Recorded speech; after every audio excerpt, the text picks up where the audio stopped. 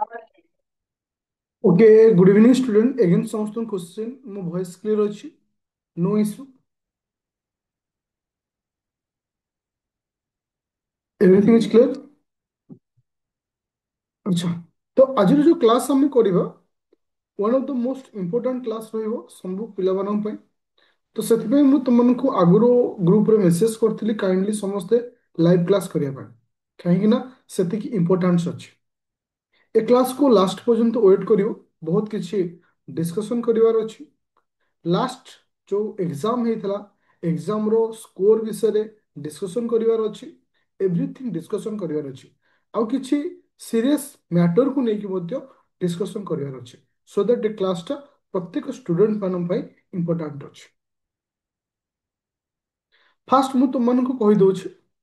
ତ last time ଯେଉଁ exam ଆମର ହେଇଥିଲା। ଓକେ।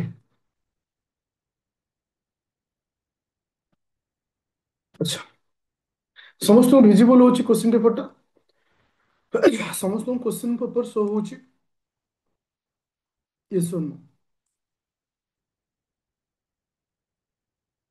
Thank you. तो टोटल आउट ऑफ 100 मार्क मु एग्जाम करथुली जीएस पेपर 2 जोटा कि एग्जाम नंबर 1 थला। जो एग्जाम टा पर्टिकुलर मु तुम मानकर एथिक्स मध्ये कंटिन्यू करौथली और जीएस पेपर 2 मध्ये कंटिन्यू चलतला। ता सहित मु तुम मानकु एग्जाम मध्ये सिलेक्टेड क्वेश्चन मध्ये दउथली जोटा कि हम एग्जाम वेयर जाउथले जोटा कि प्रत्येक संडे दिन एग्जाम हुए। ये जो एग्जाम ହେଇଥିଲା ए एग्जाम ର ଯଦି ଆମେ ସ୍कोर ଦେଖିବା ବହୁତ ସାରା ପିଲା ବହୁତ ବଢିଆ ସ୍कोर କରିଛ। କିଛି କିଛି ପିଲାଙ୍କର ପିଡିଏଫ ମଧ୍ୟ ମୁଁ ଦେଖେଇବି ଯେମିତି କି ଏ ପିଡିଏଫ ଟି ହେଉଛି ଅନିଲ କୁମାର ବେହେରା। ଏକ୍ସିଲେଣ୍ଟ। ବାସ୍ ଖାଲି ଏତିକି କହିବି ଯେ ତାଙ୍କର ଲେଖିବା ଷ୍ଟାଇଲ ହଉ ରିପ୍ରେଜେଣ୍ଟେସନ ହଉ ଏଭ୍ରିଥିଙ୍ଗ ଯଦି ମନକୁ ଲେଖିଛନ୍ତି ଏକ୍ସିଲେଣ୍ଟ। ଆଉ ଏତିକି ସିଓର ଯଦି ଏଇ ଫର୍ମାଟ ତୁମେ ମେଣ୍ଟେନ କରିବ ଗୋଟିଏ ବର୍ଷ ତୁମେ ସିଲେକ୍ସନ ନୁହଁ ର୍ୟାଙ୍କରେ ଆସିବ। ଗୋଟେ ଜିନିଷ ହଉଛି ଯଦି ମନକୁ ଲେଖିଛ ଯଦି କପି ପେଷ୍ଟ କରିଥିବ ଦେନ୍ ତୁମକୁ ଏଇଭଳି ଲେଖିବାର ଅଛି। ମୁଁ ଏଇ ଆଡଭାଇସ୍ ତୁମକୁ ଦେଇପାରିବି। ଯଦି ତୁମେ ମନକୁ ଲେଖିଛ କିଛି କରିବାର ନାହିଁ ଏଇ ପ୍ୟାଟର୍ନକୁ ମେଣ୍ଟେନ କରିବାର ଅଛି। ଯଦି କୌଣସି ପିଲା ଚାହୁଁଛ ଯେ ମୋତେ ଲେଖିବି କେମିତି ତୁମେ ଏଇ ଆଙ୍କର ନୋଟକୁ ତୁମେ ଦେଖିପାରିବ ଯେମିତି ସେ ଲେଖିଛନ୍ତି ସେଟାକୁ ଫଲୋ କରିପାରିବ। ବହୁତ ସାରା ପିଲା କୁହନ୍ତି ଯେ ଓଡ଼ିଆରେ କେମିତି ଲେଖିବା ଓଡ଼ିଆରେ ମାର୍କ ଆସିବନି।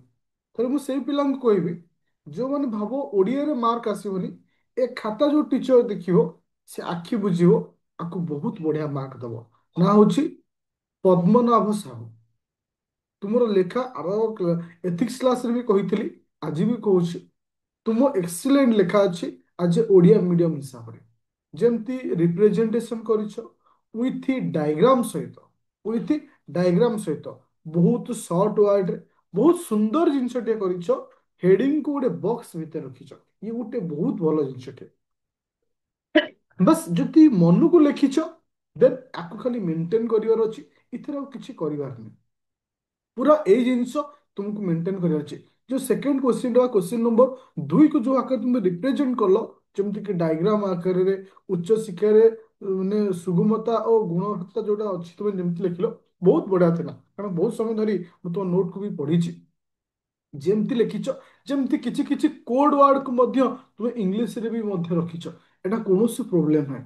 ଯୋଉମାନେ ଓଡ଼ିଆ ମିଡିୟମକୁ ଚୁଜ୍ କରିଛ କାଇଣ୍ଡଲି ଏଇ ଯୋଉ ଷ୍ଟୁଡେଣ୍ଟ ଜଣଙ୍କର ନୋଟକୁ ତୁମେ ଦେଖିପାରିବ ଇଏ କୋଉ ଆକାରରେ ଲେଖିଛନ୍ତି।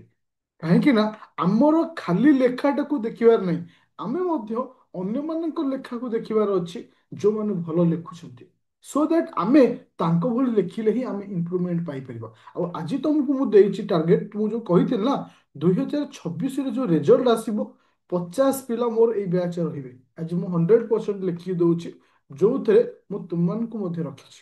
କାହିଁକି ନା ମୁଁ 50 ସେଇ ଷ୍ଟୁଡେଣ୍ଟକୁ ମୋ ମାଇଣ୍ଡରେ ରଖିବି ଯୋଉମାନେ କନଷ୍ଟାଣ୍ଟଲି ଲେଖା ଲେଖୁଛନ୍ତି। ତାର ତ ମୁଁ ହଠାତ୍ କିନା କହିବିନି ଯେ ଏଇ 50 ପିଲାଙ୍କୁ ମୁଁ ଟାର୍ଗେଟ ରଖିଛି ନା। ମୁଁ ମାଇଣ୍ଡ ସେଟ୍ କରିଛି ଯେ କୋଉ ପିଲା ରେଗୁଲାର ଲେଖୁଛି କୋଉ ପିଲା ରେଗୁଲାର ଆଟେଣ୍ଡ ରହୁଛି କୋଉ ପିଲା ଇରେଗୁଲାର ରହୁଛି ତା ବି ମୁଁ ମାଇଣ୍ଡରେ ରଖୁଛି। ପର୍ଟିକୁଲାର ଏଇ ଯୋଉ 2ଟା 3ଟା ଖାତା କହୁଛି ଏ ପିଲା କନଷ୍ଟାଣ୍ଟଲି ଲେଖୁଛନ୍ତି। ଆଉ ଗୋଟେ ଓଡ଼ିଆର ଖାତା ଦେଖେଇବି। ଦେଖ ଜ୍ୟୋତ୍ସ୍ନା ମୋଇ ଇଏ ହଉଛି ଇଂଲିଶର ଖାତା, ବହୁତ ବଢିଆ। ଯେମିତି କି ତୁମର ଫାଷ୍ଟ ଖାତା ଥିଲା କାହାର ନା କାହାର ଇଏ ହଉଛି ଅନିଲ କୁମାର ବେହେରାର। ତୁମେ ମନେ ରଖ ଆଙ୍କ ଲେଖାକୁ ଲେଖକ କର, ଆଙ୍କ ଭିତରେ ଦୁଇ ଜଣ ଭିତରେ ତଫାତ ଅଛି, ଦୁଇ ଜଣ ଭିତରେ ଡିଫରେଣ୍ଟ ଅଛି, କିନ୍ତୁ ରିପ୍ରେଜେଣ୍ଟେସନ ଡିଫରେଣ୍ଟ, ଯୋଉଟା କି ଗୋଟେ ଏକ୍ସାମିନରକୁ ଭଲ ମାର୍କ ଦବା ପାଇଁ ବାଧ୍ୟ କରେ। କାହିଁକି ନା ଇଏ ଯୋଉ ରିପ୍ରେଜେଣ୍ଟେସନ, ଇଏ ଯୋଉ କୋଡ ୱାର୍ଡ ଲେଖା ହେଇଛି, ଇଏ ଯୋଉ ଡାଇଗ୍ରାମକୁ ମେଣ୍ଟେନ କରାଯାଇଛି, ବହୁତ ସୁନ୍ଦର ଥିଲା। ବାସ୍ ତୁମକୁ ଏଟାକୁ ମେଣ୍ଟେନ କରିବାର ଅଛି। ଯଦି ଗୋଟେ ପିଲା ବେଟର ମାର୍କ କରିବାକୁ ଚାହୁଁଛ, ଆଙ୍କ ଖାତାକୁ ଫଲୋ କରିପାରିବ। ଆଚ୍ଛା, ଦେଖ ଏଇ ଯୋଉ ପିଲା ଜଣକ ଅଛି ମୋନାଲି ପ୍ରଧାନ, ତୁମର ଲେଖା ବହୁତ ଭଲ ଅଛି। ଗୋଟେ ଜିନିଷ ଆଡଭାଇସ ଦେବି, ତୁମେ କଣ କର, ମାର୍କେଟରେ ଯୋଉ ଖାତାରେ ନ ଲେଖିକିରି ତୁମେ ଏଥର ଏଇଆ କରିବ, କିଛି କିଛି ପିଲାଙ୍କୁ ମଧ୍ୟ ମୁଁ ଆଡଭାଇସ ଦଉଛି, ଗୋଟେ ଜେରକ୍ସ ପେପର ଖାତା ମିଳେ, ଏଟା 200 କେତେ ଟଙ୍କା, 260 ଟଙ୍କା ବଣ୍ଡଲଟା ଆସେ ଜେରକ୍ସ ପେପର, ସେଥିରେ 500 ନା 600 ପେଜ ଅଛି। ତୁମେ ଏଥର ସେଇ ଖାତାକୁ ନେଇ ଆସ, ସେଇ ଖାତାକୁ ନେଇ ଆସିକିରି ଚାରିପଟେ ମାର୍ଜିନ ପକେଇଦବ ଏମିତି। ଓକେ, ମାର୍ଜିନ ପକେଇଦେଲ, ତା ଭିତରେ ଲେଖିବାକୁ ଟ୍ରାଏ କର। ଆଉ ଦ୍ୱାରା କଣ ହବ ନା ତୁମକୁ ଗୋଟେ କମ୍ଫର୍ଟେବଲ ଲାଗିବ ଲେଖିବା ପାଇଁ। ଲାଷ୍ଟକୁ ସରିଗଲା, ଷ୍ଟାପଲିଂ କରି ବଞ୍ଚ କରିଦବ, ଷ୍ଟାପଲିଂ କରିକି ବଞ୍ଚ କରିଦବ।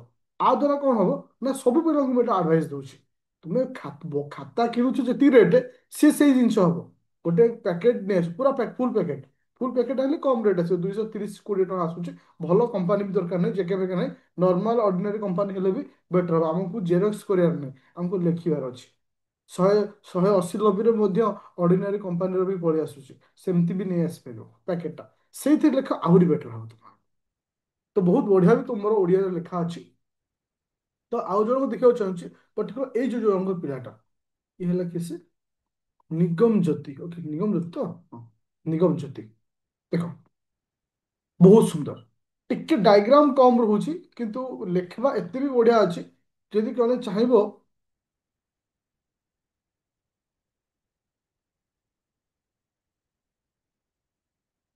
ହଁ, ଦେଖ ଇଏ ହଉଛି ଏତିକି। ବର୍ତ୍ତମାନ ମୁଁ ତୁମକୁ ଦେଖିବାକୁ ଚାହୁଁଛି କୋଉ ପିଲା କେତେ ସ୍କୋର କରିଛନ୍ତି। ବାସ୍ ମୁଁ ଗୋଟେ ଅନୁରୋଧ କରିବି, ବର୍ତ୍ତମାନ ଲାଇଭ କ୍ଲାସରେ ଅଛ 122 ପିଲା ଲାଇଭ କ୍ଲାସରେ। ବହୁତ ଦୁଃଖ ଲାଗେ ଯେତେବେଳେ ନିଜକୁ କଷ୍ଟ ହୁଏ କିଛି ଜିନିଷ କହିବା ପାଇଁ, କାରଣ ଏମିତି ବହୁତ ସମୟ ଆସେ କ୍ଲାସ କରିବାକୁ ବଡି ସପୋର୍ଟ କରୁନଥିବ, ଫିର ବି ମୁଁ କ୍ଲାସ ନିଏ। ଏମିତି କୋଉ ଦିନ ନାହିଁ ଯୋଉ ଟୋଟାଲ ମୁଁ କ୍ଲାସ ବନ୍ଦ କରେ। ହଁ, କିଛି କିଛି ଟାଇମରେ ସିଡ୍ୟୁଲ ବ୍ୟତୀତ ମାନେ ଅତିକ୍ରମ କରିଯାଏ, ଯୋଉଟା କି ସିଡ୍ୟୁଲ ଯାହା ଥିବ ସେଟା ନୁହେଁନି, ବେଳେ ବେଳେ ସେ ଜିନିଷ ହୁଏ। କିନ୍ତୁ ଏମିତି କୋଉ ଦିନ ନାହିଁ ଯୋଉଦିନ ମୁଁ କ୍ଲାସକୁ ଅଫ୍ କରେ, କାହିଁକି ନା ପ୍ରତ୍ୟେକ ଦିନ ଚେଷ୍ଟା କରେ ତୁମ ସହିତ କନେକ୍ଟ ରହିବା ପାଇଁ। ବହୁତ କଷ୍ଟ ଲାଗିଲା ଯେତେବେଳେ ମୁଁ ସବୁ ପିଲାଙ୍କର ଖାତା ଦେଖିଲି, କେବଳ କେତେ ଜଣ ପିଲା ଲେଖିଛନ୍ତି ଜାଣିଛ, 21 ଜଣ ପିଲା ଆନ୍ସର ଲେଖିଛ। କାହିଁକି? ମୋର ଗୋଟେ କୋଶ୍ଚିନ୍ ହଉଛି, ଯେତେବେଳେ ଗୋଟେ ଟିଚର, ଦେଖ ମୁଁ କୌଣସି ବିଜନେସ କରିବା ପାଇଁ ଆସିନି ଏଠିକି, ବାସ୍ ତୁମମାନଙ୍କ ସକ୍ସେସ୍ ହଉଛି ମତେ ଆଗକୁ ନବ। ତୁମକୁ ଯଦି ମୋ ତରଫରୁ ମୁଁ ଏତେ ଡେଡିକେଟ ହେଇପାରୁଛି, ତୁମମାନଙ୍କୁ ଏତେ ଫୋର୍ସଫୁଲ କରିପାରୁଛି ପଢିବା ପାଇଁ, ତୁମେ କାହିଁକି ହବନା?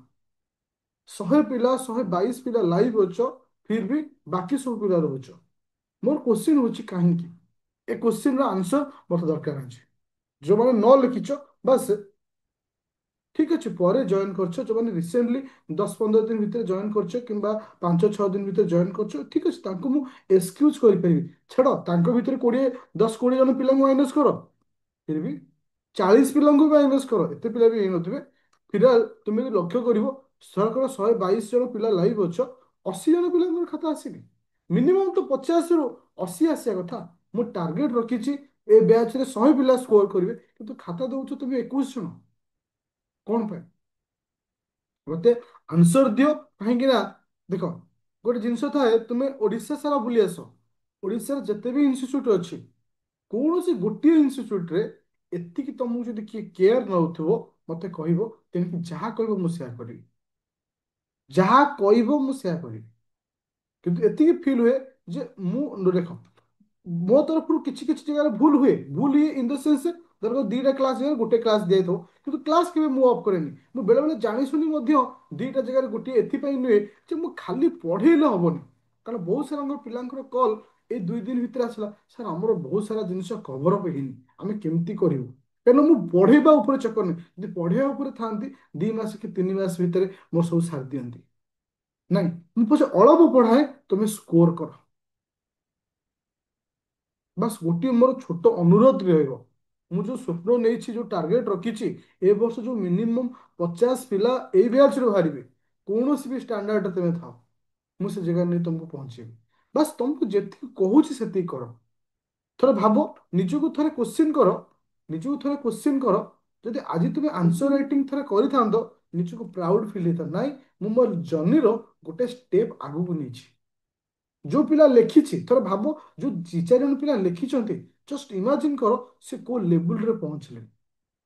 ତୁମେ କମ୍ପିଟିସନ କରିବ, ଓଠି କମ୍ପିଟିସନ ଆଉ 21 22 ବର୍ଷର ପିଲାମାନେ ନାହିଁ, 21ରୁ 47 ବର୍ଷ ପର୍ଯ୍ୟନ୍ତ ବୟସର ପିଲାମାନଙ୍କ ସହିତ କମ୍ପିଟିସନ ଅଛି। କାହିଁକି ନା ତୁମମାନଙ୍କର ଡେଡିକେସନ ମତେ ଜୋସ୍ ଦିଏ। ତ ସେଥିପାଇଁ କହେ ନା, ଏଭ୍ରି ମୁମେଣ୍ଟରେ ମୁଁ ତୁମମାନଙ୍କ ସହିତ ଅଛି, କୌଣସି ବି ଟାଇମରେ। ବାସ୍ ଗୋଟିଏ ପ୍ରମିସ୍ କର ଆଜି, ଏ ଭୁଲ ଆଉ କେବେ କରିବନି। ପଛେ ଅଳ୍ପ ହଉ, ବାସ୍ ମୁଁ ଏଇଠି ଗୋଟେ ଜିନିଷ କହିବି, କାରଣ କିଛି କିଛି ଜାଗାରେ ଆଜିର ଯୋଉ ଖାତାର ରେଜଲ୍ଟ ଆସିଲା, ଏଇ ପିଲା ଜଣକ ଅଛ କି? କିଶୋର ଚନ୍ଦ୍ର ମହାନ୍ତି, ଅଛ ଲାଇଭ କ୍ଲାସରେ? Yes or no? Kishore Chandra Mohanty, Yes or no? ଯଦି ରେକର୍ଡିଂ କ୍ଲାସ୍ ଦେଖୁଛ, ମୋର ଅନୁରୋଧ ରହିବ ସମସ୍ତଙ୍କୁ ବି, ଇଭେନ୍ ସବିତା, ଏ ଯୋଉ ପିଲା ଜଣକ, 2 ଥର କି 3 ଥର ଆନ୍ସର ପଠାଅନି। କାହିଁକିନା ମୁଁ ବି କନଫ୍ୟୁଜନ ହଉଛି। କାରଣ ଦେଖ, ଏ କିଶୋର ଚନ୍ଦ୍ର ମହାନ୍ତି 3 ଥର ଆନ୍ସର ସିଟ୍ ପଠେଇଛି।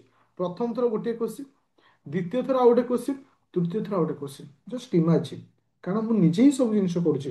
ଦେଖ, ଅଲଗା ଇନଷ୍ଟିଚ୍ୟୁଟରେ କ'ଣ ହୁଏ, ଧରକର 100 ଖାତା ଆସିଲା, 100 ଖାତା କି ଟିଚର ଦେଖନ୍ତିନି। ଆଜି ତମକୁ ଲେଖିକି ଦଉଛି 100%, ସେ 100 ଖାତା ଆଉ ଗୋଟେ ଷ୍ଟୁଡେଣ୍ଟ ଦ୍ୱାରା ଦେଖାଯାଏ। ଯୋଉମାନେ କହୁନାହାନ୍ତି ଆମେ ମେଣ୍ଟର ଦଉଛୁ, ସେମାନେ କେହି ମେଣ୍ଟର ଦେଇନଥାନ୍ତି, ତାଙ୍କ ବ୍ୟାଚରେ ପଢୁଥିବା ଷ୍ଟୁଡେଣ୍ଟକୁ ଏ କାମ କରିବାକୁ ଦିଅନ୍ତି, ଯାହା ବାବଦରେ କିଛି ପାରିଶ୍ରମ ତାଙ୍କୁ ଦିଅନ୍ତି। ଏ ଖାତା ମୁଁ ଦେଖୁଛି, ତମକୁ ରିଅଲ ମାର୍କ ତମମାନଙ୍କ ସହିତ ସେୟାର କରୁଛି। ଏ ଯୋଉ ପିଲା ସବୁ ଯେତିକି ସ୍କୋର କରୁଛ, ତୁମର ରିଅଲ ମାର୍କ ମୁଁ ଦେଇଛି। ଆଜି ଟିଚର ଯେତେବେଳେ ଖାତା ଦେଖାବ, ସେ ଖାତା ତୁମେ କେତେ ସ୍କୋର କରିବ। ବାସ୍ ସେତିକି ଅନୁରୋଧ ରହିବ, ଏଇ ଯୋଉ ଭୁଲ ହେଇଯାଇଛି ଆଉ ଯେମିତି ରିପିଟ୍ ହୁଏନି। ଦେଖ, ମୁଁ ଏଥର ଏଇଠି ଗୋଟେ ଜିନିଷ କରିବି, ପ୍ରତ୍ୟେକ ଏକ୍ଜାମରେ ଯିଏ ଫାଷ୍ଟ ର୍ୟାଙ୍କରେ ଆସିବ, ତା ଆଡ୍ରେସରେ ମୁଁ ପ୍ରାଇଜ ପଠେଇବି। ଏଥର ଆଜିଠାରୁ ତୁମମାନଙ୍କୁ କହୁଛି, ତା ଆଡ୍ରେସରେ ମୁଁ କିଛି କିଛି ପ୍ରାଇଜ ପଠେଇବି। ଆଇଦର କରେଣ୍ଟ ଆଫେୟାରର ହଉ, କିମ୍ବା କୌଣସି ଷ୍ଟଡି ମ୍ୟାଟେରିଆଲ ହଉ, କିମ୍ବା କୌଣସି ମାଇଣ୍ଡ ମ୍ୟାପ ହଉ, କିମ୍ବା ମୋ ଦ୍ୱାରା ତିଆରି ହେଇଥିବା କିଛି ନୋଟ ହଉ, କିମ୍ବା MCQ। ପ୍ରତ୍ୟେକ ଷ୍ଟୁଡେଣ୍ଟ ଯିଏ ଫାଷ୍ଟ ହବ, ତା ଆଡ୍ରେସରେ ମୁଁ ସବୁ ମନ୍ଥରେ ବା ସବୁ ସଣ୍ଡେରେ ଗୋଟେ ଲେଖା ପ୍ରାଇଜ ପଠେଇବି। ବାସ୍ ସେଇ ଜିନିଷଟାକୁ ମେଣ୍ଟେନ୍ ହବ। ବାସ୍ ଏତିକି ଜିନିଷ ଖାଲି କହିବି। ବାସ୍ ଆଜିର ଏଥିପାଇଁ ମୁଁ ସବୁ ପିଲାଙ୍କୁ କହିବି, ମୁଁ ଜାଣିଛି। ଦେଖ, ବହୁତ ସାରା ପିଲା ଆଜି ଟାୟାର୍ଡ ଥିବ, ଆଜି ଯେହେତୁ ଓଡ଼ିଶାର ସମସ୍ତଙ୍କ ଘରେ ଓଷା ଅଛି, କାରଣ ମୁଁ ଜାଣିଛି ଆମ ଘରେ ପୁରା ସମସ୍ତେ ବିଜି, ଇଭେନ୍ ମତେ ବି କାମରେ ଲଗେଇଦେଲେ, ସେମିତି ସମସ୍ତେ ବିଜି ଥିବ। ତ ସେଥିପାଇଁ ମୁଁ ସମସ୍ତଙ୍କୁ ରିକ୍ୱେଷ୍ଟ କରିଥିଲି, ଆଜି ସମସ୍ତେ ଲାଇଭ୍ ଏଥିପାଇଁ ଜଏନ୍ କର, କାରଣ ଆମେ ଆଜି ପଢିବାନି, ଆମେ ଆମ ଆଗକୁ ଯିବା ପାଇଁ କ'ଣ ଦରକାର ସେ ବିଷୟରେ କହିବା ପାଇଁ। କିଛି ପିଲା ଡାଉଟରେ ଥିଲେ ଯେ ସାର୍ ଆମେ କନଫ୍ୟୁଜନ ହଉଛୁ, ଆମେ ଏତେ ଜଣ ହେଲାଣି ଆମେ କେହି ସାରିନୁ। ଏଇଟା ତୁମେ ନୁହେଁ, ବହୁତ ସାରା ପିଲା ଏ ଭୁଲ କରନ୍ତି ଯେ ସାର୍ ଆମେ ସାରିନୁ କ'ଣ କରିବୁ। ବାସ୍ ଆଉ ଥରେ ତୁମମାନଙ୍କୁ କହୁଛି, ମୁଁ ଟିକେ ଷ୍ଟଡି ପଛେ ସ୍ଲୋ କରିଦଉଛି, ତୁମେ ସିଧା ଯୋଉମାନେ ଜଏନ୍ କରୁଛ ଆଦିତ୍ୟ ଏକାଡେମୀ ଆପ୍ଲିକେସନରେ ସିଧା ଯିବ। ତୁମର ମେନ୍ ଫାଇଲରେ, ମେନ୍ରେ କେତେଟା ଫାଇଲ ଅଛି ତମକୁ ମୁଁ ଏଇଠି ହିସାବ ଦଉଛି। ଦେଖ, GS2ରେ କେଇଟା କ୍ଲାସ୍ ହେଇଛି? 18ଟା ଭିଡ଼ିଓ ଅଛି। GS4ରେ 13ଟା ଭିଡ଼ିଓ ଅଛି। 18ଟା ଭିଡ଼ିଓ ମୁଁ କେବେ ତ ଘଣ୍ଟାଏ ଉପରକୁ ପଢ଼ାଇନି, ମିନିମମ୍ 15 ଘଣ୍ଟା ହେଇଥିବ GS2ରେ। ଏଥିକ୍ସରେ 13ଟା କ୍ଲାସ୍, ମାନେ ମିନିମମ୍ 12 ଘଣ୍ଟା ଭଳିଆ କ୍ଲାସ୍ ହେଇଥିବ ନା ନାହିଁ? ଆଚ୍ଛା, ଟୋଟାଲ ଯଦି ଆମେ କ୍ଲାସକୁ ଦେଖିବା, ବର୍ତ୍ତମାନ ସୁଦ୍ଧା କମ୍ପ୍ଲିଟ୍ ହେଇଛି କେତେ ଘଣ୍ଟାର କ୍ଲାସ୍ ନା 2 7 27 ଘଣ୍ଟାର କ୍ଲାସ୍। ଯଦି ଗୋଟେ ପିଲା ଏପର୍ଯ୍ୟନ୍ତ ପଢିନି, ପ୍ରତ୍ୟେକ ଦିନ 2 ଘଣ୍ଟା ଦବ କରେଣ୍ଟ ପଢା ପାଇଁ, ମାନେ ବର୍ତ୍ତମାନ ଯୋଉଟା ପଢା ଚାଲିଛି ତାକୁ 2 ଘଣ୍ଟା ଲେଖା ଟାଇମ ଦବ। ପ୍ରତ୍ୟେକ ଦିନ ଯୋଉମାନଙ୍କର ପଢା ହେଇନି, 3 ଘଣ୍ଟା ଯଦି ଏକ୍ସଟ୍ରା ଦିଏ, ପ୍ରତ୍ୟେକ ଦିନ 3 ଘଣ୍ଟା ଯଦି ଏକ୍ସଟ୍ରା ଦିଏ, 7 ଦିନରେ କେତେ ହେଲା? ହଉଛି 10 ଦିନରେ କେତେ ହେଲା? ବା 9 ଦିନରେ, 9 ଦିନ ହଉଛି, 9 ଦିନରେ କେତେ ହେଲା? 27 ଘଣ୍ଟା। ଜଷ୍ଟ ଇମାଜିନ୍ କର, ମାନେ ଇନଡାଇରେକ୍ଟଲି ଗୋଟେ ସପ୍ତାହ ଭିତରେ ସେ ସମସ୍ତ ପଢା ଯାଇଥିବା ପାଠକୁ ସାରିପାରିବ। ଇଏ ଫେରେ 27 ଘଣ୍ଟା କେବେ ବି ହବନି। ବହୁତ ଗୋଟେ କ୍ଲାସ୍ ଅଧଘଣ୍ଟା ବି ଅଛି, 45 ମିନିଟ୍ ଅଛି, ଇଏ ମିନିମମ୍ 25 ଘଣ୍ଟା ହବ। ତାର ତ ଗୋଟେ ସପ୍ତାହରେ ଗୋଟେ ପିଲା ଆରାମ ସେ ସାରିପାରିବ। ତାର ତ ତୁମକୁ ସେ ଜିନିଷକୁ ରିସିଭ୍ କରିବାର ଅଛି ଯେ ମୋତେ ଦିନକୁ 5 ଘଣ୍ଟା ପଢିବାର ଅଛି, 2 ଘଣ୍ଟା ବର୍ତ୍ତମାନ ପାଇଁ ପଢିବାର ଅଛି, ଆଉ 3 ଘଣ୍ଟା ଯାହା ପଢା ସରିଛି, ଆଉ ଯୋଉ ପଢା ଯାଇଛି ମୁଁ ସେଇ ଜିନିଷ ପଢେଇଛି ଯୋଉ ଗୁଟାକ ବର୍ତ୍ତମାନ ଟ୍ରେଣ୍ଡରେ ଅଛି କୋଶ୍ଚିନ୍। ମୁଁ ତମକୁ ସେ ଯୋଉ ମାନେ ପୁରୁଣା ମାନ୍ଧାତା ଟାଇମର ଯୋଉ ଷ୍ଟଡି କନସେପ୍ଟକୁ ମୁଁ ଯାଉନି। ତୁମେ ଦେଖିଥିବ ଯୋଉମାନେ ତୁମେ 30,000 40,000 ଲକ୍ଷ ଟଙ୍କା ଦେଇ ଆଡମିସନ କରୁଛ, ସେ ତମକୁ ପଢେଇବେ କଣ ପଢେଇବେ ଜାଣିଛ? ଷ୍ଟାର୍ଟିଂରୁ ଯୋଉ ଯୋଉ ଜିକେ ପଢେଇବେ ବା ଯୋଉ ଯୋଉ କନସେପଚୁଆଲି କ୍ଲାସ ଦେବେ, ଯୋଉଟାର ଆବଶ୍ୟକତା ନାହିଁ ବର୍ତ୍ତମାନ ଟାଇମରେ। ତ ତୁମକୁ ଏଠି 12 ଘଣ୍ଟା 15 ଘଣ୍ଟା ଦବାର ନାହିଁ। ମୁଁ ତୁମକୁ ପର ଟପିକ ୱାଇଜରେ 7 8 ଘଣ୍ଟା ଟପିକ ସାରୁଛି, ଆଉ ତା ବଦଳରେ ତୁମକୁ କୋଶ୍ଚିନ୍ ଶିଖଉଛି। ବାସ୍ ମୋର ଶେଷ ଅନୁରୋଧ, ଶେଷ ରିକ୍ୱେଷ୍ଟ, ମେ ବି ଆଜି। ହଁ। ଆଚ୍ଛା। ଅବିନାଶ ବେହେରା, ତୁମର ସ୍କୋର କେତେ ଅଛି? ଗୋଟେ ସେକେଣ୍ଡ।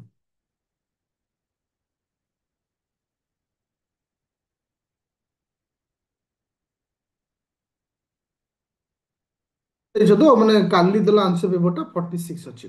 ବହୁତ ଭଲ ଲେଖା ଅଛି, ମୁଁ ଜଷ୍ଟ ଦେଖିକି ତୁମକୁ କହିଦଉଛି। ହଁ 46 ଅଛି।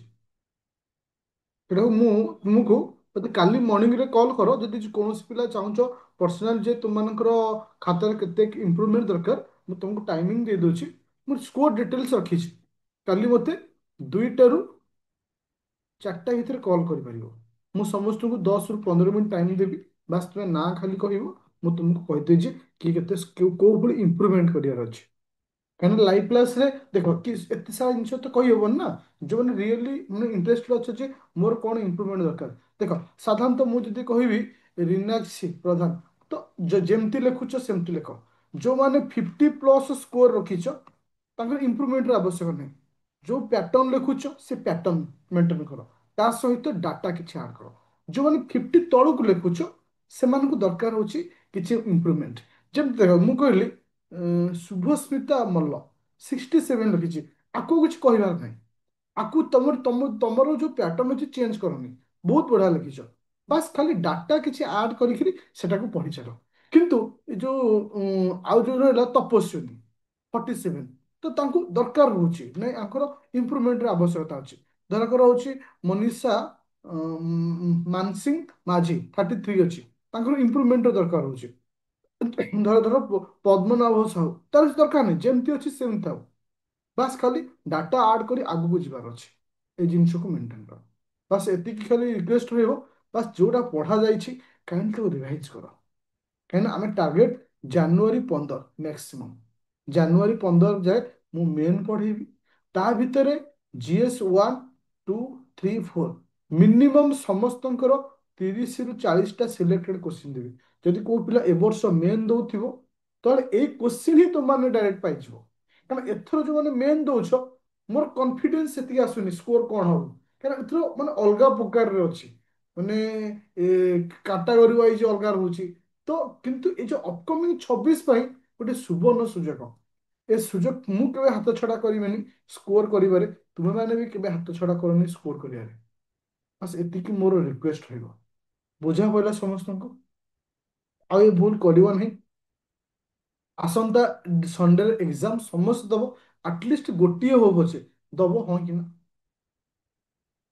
Thank you. ଅଲରେଡି ତମର ହଁ ଆସନ୍ତା କାଲି ଯୋଉ ଆସନ୍ତା ସଣ୍ଡେରେ ଯୋଉ ଏକ୍ସାମ ହବ, ଏଥିକ୍ସ ଏକ୍ସାମ ହବ। ମୁଁ ତମକୁ କହୁଛି ଦେଖ, ଯୋଉମାନେ ଜଏନ୍ କରିଛ ଆଦିତ୍ୟ ଏକାଡେମୀ ଆପ୍ଲିକେସନରେ, ଏଥିକ୍ସଟା 13ଟା କ୍ଲାସ ହେଇଛି। 13ଟା କ୍ଲାସରେ ମ୍ୟାକ୍ସିମମ୍ 10 ଘଣ୍ଟାର କ୍ଲାସ। 10 ଘଣ୍ଟାର କ୍ଲାସ କେତେ ଦିନରେ ସାରିବ? ଜଣେ 3 ଦିନରେ ସାରିପାରିବନି। ଆଜି ହେଲା ଗୁରୁବାର, ସୋମବାର ଶୁକ୍ର ଶନି ରବି, 3 ଦିନ ନେଇଯାଅ। 3 ଦିନରେ ଟପିକ ସାର। ରବିବାର ଦିନ ରାତିରେ ଆନ୍ସର ଲେଖ, ସୋମବାର ଅପଲୋଡ କର। ମୁଁ ତ କହୁନି ଯେ ଯାହାକୁ ରବିବାର ହିଁ ରବିବାର ଅପଲୋଡ କରିବି। ସୋମବାର ବି ପିଲା ଅପଲୋଡ କରୁଛନ୍ତି, କାହିଁକି ହେଇପାରିବନି? ଚେଷ୍ଟା କଲେ ସବୁ ଜିନିଷ ହବ। ତ ଥ୍ୟାଙ୍କ ୟୁ ଷ୍ଟୁଡେଣ୍ଟ। ବାସ୍ ଏତିକି ଥିଲା ମୋର ଆଜିର ଡିସ୍କସନ। ଯେହେତୁ ଏଥର କଥା କିନ୍ତୁ ମୁଁ କଥା କହିଦଉଛି ପିଲେ, ମାନେ ସଣ୍ଡେ ଯୋଉ ଡିସେମ୍ବର ଭିତରେ ମୁଁ 50ଟା ପିଲାକୁ ବାଛି ନେବି। ଯୋଉ 50ଟା ପିଲାକୁ ବାଛିବି ସେ ପିଲାମାନଙ୍କୁ ମୋର ସ୍ପେଶାଲ ଟ୍ରିଟ୍ ରହିବ। ଟ୍ରିଟ୍ ମିନ୍ସ ମୋ ତରଫରୁ ତାଙ୍କ କତିକି କଲ୍ ଯିବ। ଓଭରାଲି ଏଇ ଗ୍ରୁପରେ ରହିବେ, କିନ୍ତୁ ମୋ ଡାଏରୀରେ ତାଙ୍କ ନାଁ ମୁଁ ଲେଖିଦେବି। ୱିକଲି ଥରେ ତାଙ୍କ କତିକି କଲ୍ କରିବି, ଆକ୍ଚୁଆଲି କେମିତି ପଢ଼ାଯାଉଛି କ'ଣ ହେଉଛି କରିବି। କେହି ବି ଜାଣିପାରିବେନି କୋଉ 50 ଜଣ କିଏ ସେ, କିନ୍ତୁ ମୋ ତରଫରୁ ଯୋଉ ଯାହା ପାଖକୁ କଲ୍ ଯାଉଥିବ, ତୁମେ ମାନେ ହିଁ ଫିଲ୍ କରିପାରିବ ତୁମେ ସେମାନେ ହିଁ ସେ 50 ଭିତରେ ଅଛ। ଓକେ, ତ ସେଟାକୁ ଚୁଜ୍ କରିବି କେମିତି? ଆଜି ଏମିତି ଗୋଟେ ପିଲା କଲ୍ କଲା ଯେ ସାର୍ ମତେ 50 ଭିତରେ ରଖିଛନ୍ତି କି ନା ନାହିଁ। ମୁଁ କହିଲି ଠିକ୍ ଅଛି, ଆଉ ରଖି ମୁଁ ତ କାହାକୁ ରଖିନି, ତୁମେ ଏଥର ଆନ୍ସର ଲେଖିକି ଦେଇଛ ନା? ମୁଁ ଦେଇନି। ତ ଠିକ୍ ସେଇଭଳି ଯୋଉଟା ଲେଖିକି ଦଉଛ ସେମାନଙ୍କ ଭିତରୁ ବି ବଛା ହେବେ, ତୁମକୁ ଚେଷ୍ଟା କର ତୁମେ ଦବା ପାଇଁ। Okay, thank you.